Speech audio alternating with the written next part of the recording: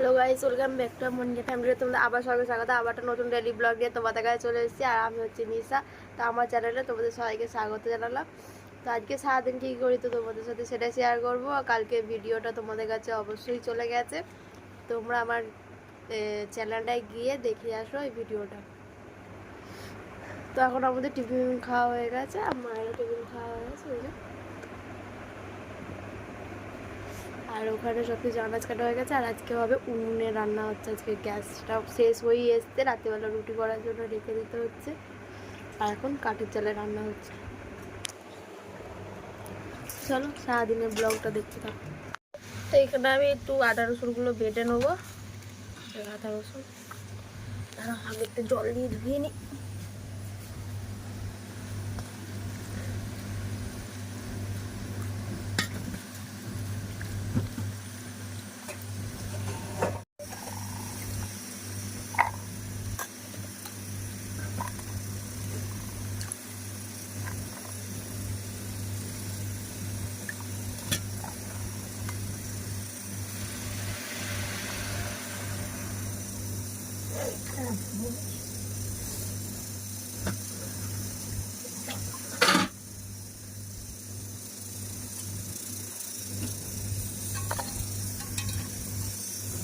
জল লাগবে।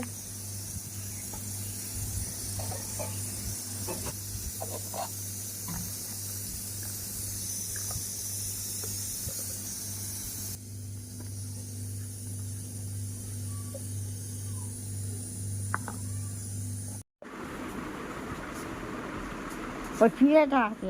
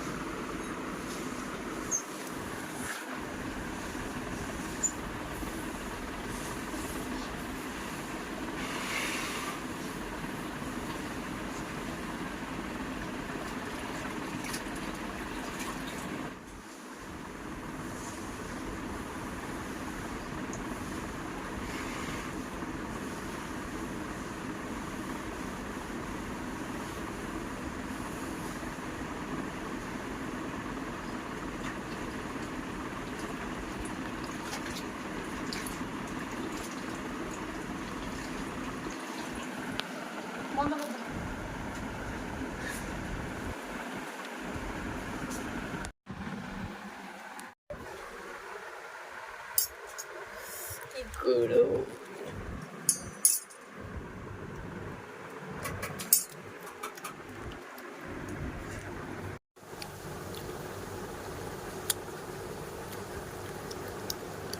তো আমার এখন চান টান হয়ে গেছে, আর হয়তো গপুকে খেতে দিয়ে দিয়েছি।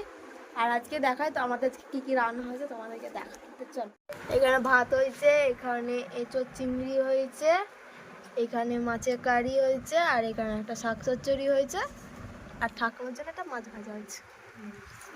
আর এখানে এই যে তেতো মাখা হয়েছে।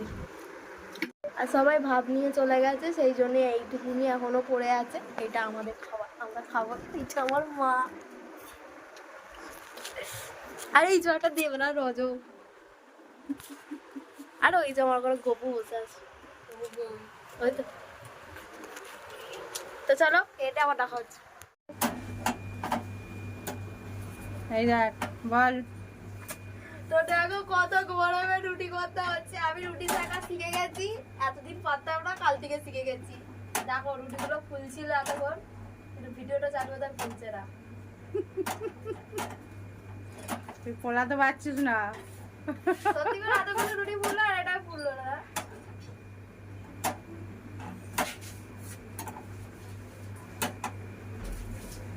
এটা দেবো একটু ফুলেছে, এই তো ফুলেছে। বন্ধ করে দে গ্যাসটা। তো হয়ে গেল রুটি। বন্ধ করে দিচ্ছি। আর আজকে আমি তরকারি বানিয়েছি, আজকে বাঁধাকপি আলুর তরকারি বানিয়েছি। খাবারটা কেমন হয়েছে কমেন্ট করে বলবে। আর এখানে এতগুলো রুটি আমি বানিয়েছি, বিশ্বাস করবে অন্তত। ভিডিওটা করা হয়নি, তারাও ছিল বলে। এবার মা টিফিনগুলো গুছিয়ে বেরোক, আমি একটু পাকাতে লাগিয়ে বলছি যে খুব মাথার যন্ত্রণা হচ্ছে।